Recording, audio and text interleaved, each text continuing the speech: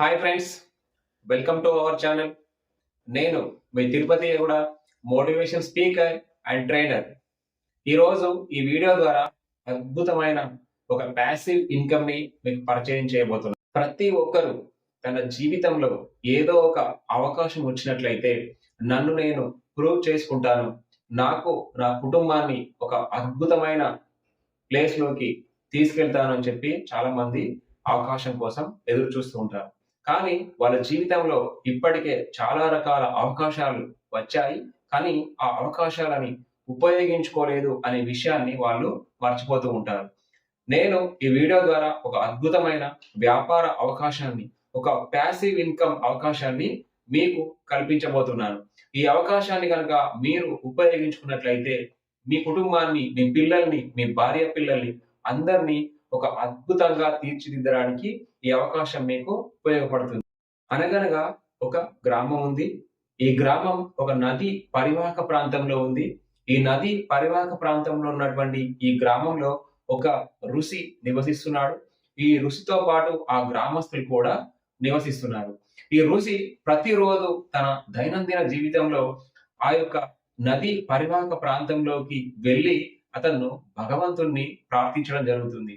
ఈ భగవంతుణ్ణి ప్రార్థిస్తున్నటువంటి క్రమంలో అతడు ఏమి ప్రార్థిస్తున్నాడు అంటే, ఓ భగవంతుడా, నేను ఏదైనా ఒక ప్రమాదంలో ఉన్నప్పుడు తప్పకుండా నీవు వచ్చి ఆ ప్రమాదం నుంచి నన్ను కాపాడవలసిందిగా నిన్ను ప్రార్థిస్తున్నానని చెప్పి ప్రతిరోజు ఆ భగవంతుణ్ణి ప్రార్థించడం జరుగుతుంది.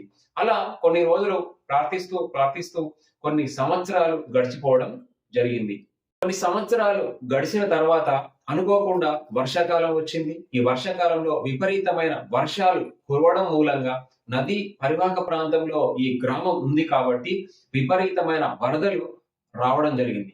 ఈ వరదలు విపరీతంగా రావడం వల్ల ఆ గ్రామంలో ఉన్నటువంటి ఇల్లు, ఆ గ్రామంలో నివసిస్తున్నటువంటి మనుషులు అందరూ కూడా ఈ వరదల్లో మునిగి కొట్టుకుపోవడం జరుగుతుంది. అలాంటి సందర్భంలో ఆ గ్రామంలో ఉన్నటువంటి గ్రామ పంచాయతీ సభ్యులు, ఆ గ్రామ సర్పంచ్ అందరూ కూడా ఆ గ్రామంలో ఉన్నటువంటి ప్రజలందరినీ, ఆ గ్రామంలో ఉన్నటువంటి చిన్నపిల్లల్ని, ఆ గ్రామంలో ఉన్నటువంటి ముసలి వాళ్ళని, ప్రతి ఒక్కరిని సురక్షితమైన ప్రాంతాలకి తీసుకువెళ్ళడం జరుగుతుంది. ఆ గ్రామంలో ఉన్నటువంటి ప్రతి ఒక్కరిని సురక్షితమైన ప్రాంతాలకి తీసుకువెళ్ళేటువంటి క్రమంలో ఆ గ్రామ పంచాయతీ సభ్యులు ఈ ఋషి దగ్గరికి రావడం జరిగింది. ఈ ఋషి దగ్గరికి వచ్చి గ్రామంలో ఉన్నటువంటి ప్రతి ఒక్కరిని, చిన్నపిల్లల్ని, పెద్దవాళ్ళని ప్రతి ఒక్కరిని నేను బయటికి సురక్షిత ప్రాంతాలకి తీసుకువెళ్ళడం జరిగింది. ఓ ఋషి గారు, మీరు కూడా మాతో పాటు వచ్చినట్లయితే సురక్షితమైనటువంటి ప్రాంతాలకి మనము వెళ్ళడం జరుగుతుంది. తద్వారా మన ప్రాణాన్ని కాపాడుకోవడానికి అవకాశం ఉంటుంది కాబట్టి మీరు కూడా మాతో పాటు రండి అని అభ్యర్థించడం జరిగింది. కానీ ఈ ఋషి లేదు లేదు, నేను భగవంతుని కోసం వెయిట్ చేస్తున్నాను. ఆ భగవంతుడే వచ్చి నన్ను కాపాడితే గాని నేను రక్షించబడను, మీతో పాటు నేను రాను, భగవంతుని కోసం నేను వెయిట్ చేస్తున్నానని చెప్పి తెలియపరచడం జరిగింది.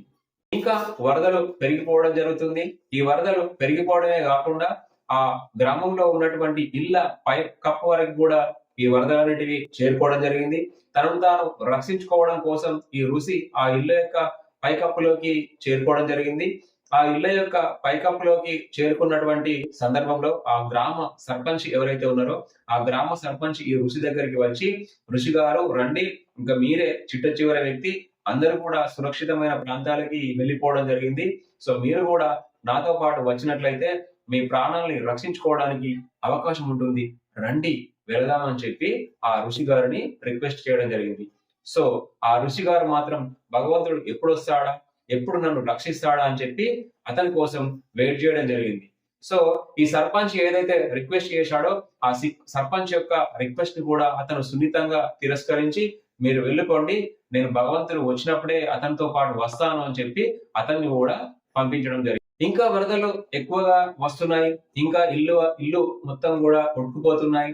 అలాంటి సందర్భంలో ఆ ఇళ్ళ పైకప్పు నుంచి ఆ ఋషి మెడవరికి, ఇంకా తల భాగానికి, ఇంకా కాసేపు అయితే ఆయన ముక్కు ప్రాంతానికి కూడా వచ్చి అతను మునిగిపోయి ప్రాణం కూడా కోల్పోయేటువంటి సందర్భం ఏర్పడింది. సో అలాంటి సందర్భంలో ప్రభుత్వం అతని కోసం ప్రత్యేకమైన ఒక హెలికాప్టర్ ని ఏర్పాటు చేసి ఆ హెలికాప్టర్ ద్వారా అతనికి ఆ నిచ్చెనను పంపించి ఆ నిచ్చెన ద్వారా అతను పైకి వచ్చి అతని ప్రాణాలని రక్షించాలని చెప్పి ఒక మైక్ ద్వారా అనౌన్స్మెంట్ అనేది చేయడం జరిగింది. ఆ మైక్ ద్వారా వస్తున్నటువంటి అనౌన్స్మెంట్ ఆ ఋషి విని అతని గొంతు వరకు కూడా వాటర్ వచ్చేటువంటి సందర్భంలో ఇక ప్రాణాన్ని కోల్పోయేటువంటి సందర్భంలో కూడా లేదు లేదు, మీరు హెలికాప్టర్ ద్వారా ఇచ్చినటువంటి ఈ నిచ్చెనని కూడా నేను ఉపయోగించుకోలేను.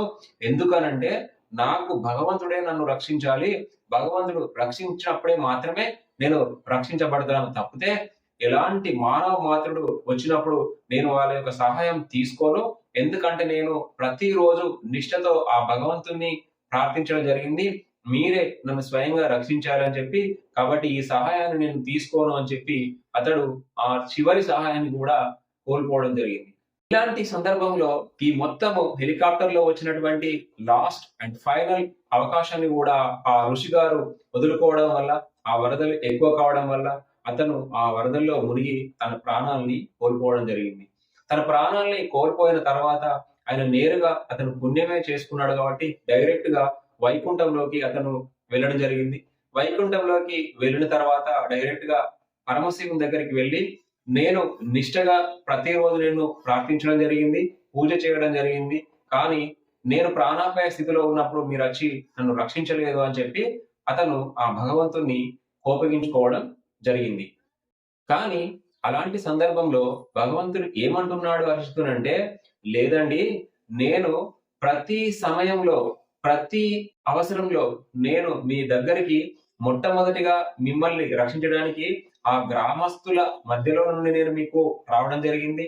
తర్వాత గ్రామ పంచాయతీలో ఉన్నటువంటి సభ్యుల ఆధ్వర్యంలో నేను రావడం జరిగింది. తర్వాత గ్రామ సర్పంచ్ రూపంలో రావడం జరిగింది. తర్వాత మీకు హెలికాప్టర్ రూపంలో, హెలికాప్టర్ ద్వారా సభ్యులను కూడా అందులో కూడా నేనే రావడం జరిగింది. కానీ మీరు నన్ను గుర్తించలేదు. మీరు నన్ను గుర్తించి మీ ప్రాణాలని గనుక కాపాడుకున్నట్లయితే ఈ రోజు మీరు సురక్షితమైన ప్రాంతానికి వెళ్ళేటువంటి అవకాశం ఉండేది.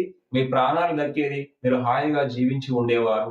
కానీ మీరు ఆ అవకాశాన్ని ఉపయోగించుకోలేదు అని చెప్పి పరమశివుడు అతనితో చెప్పడం జరిగింది.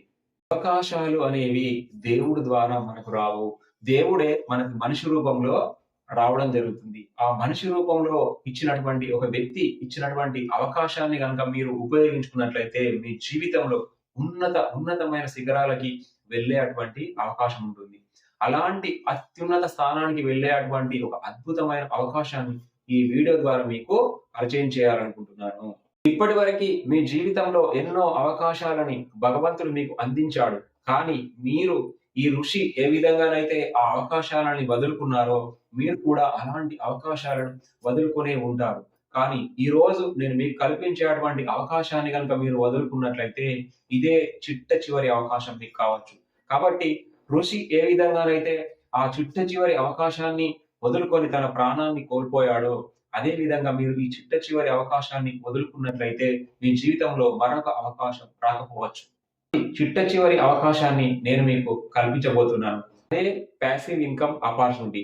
ఈ ప్యాసివ్ ఇన్కమ్ ఆపర్చునిటీ ఎలాంటి పెట్టుబడి లేకుండా ధర్మబద్ధంగా, చట్టబద్ధంగా ప్రభుత్వానికి అనుమతికి లోబడి ఉండేటువంటి అద్భుతమైన అవకాశం. ఇది మీరు చేస్తున్న పనికి గాని, మీరు చేస్తున్న వ్యాపారానికి గాని ఎలాంటి డిస్టర్బెన్స్ లేకుండా సాగేటువంటి అవకాశం. సో ఈ అవకాశం మీరు ఇంటి వద్దనే ఉంటూ ఎక్కడికి వెళ్లకుండా, కాలు బయట పెట్టకుండా ఆన్లైన్ లో చేసేటువంటి అవకాశం. అవకాశం గురించి మీరు తెలుసుకోవాలనుకుంటే మేము డిస్క్రిప్షన్ లో ఇచ్చినటువంటి మా వాట్సాప్ లింక్ ని ఓపెన్ చేసి మా వాట్సాప్ గ్రూప్ లో కనుక మీరు జాయిన్ అయినట్టయితే మా టీం వారు మీకు నేరుగా కాల్ చేసి ప్యాసివ్ ఇన్కమ్ అంటే ఏంటి, ప్యాసివ్ ఇన్కమ్ గురించి ఏ విధంగా తెలుసుకోవాలి అనే విషయాన్ని మీకు పూర్తిగా వివరించడం జరుగుతుంది.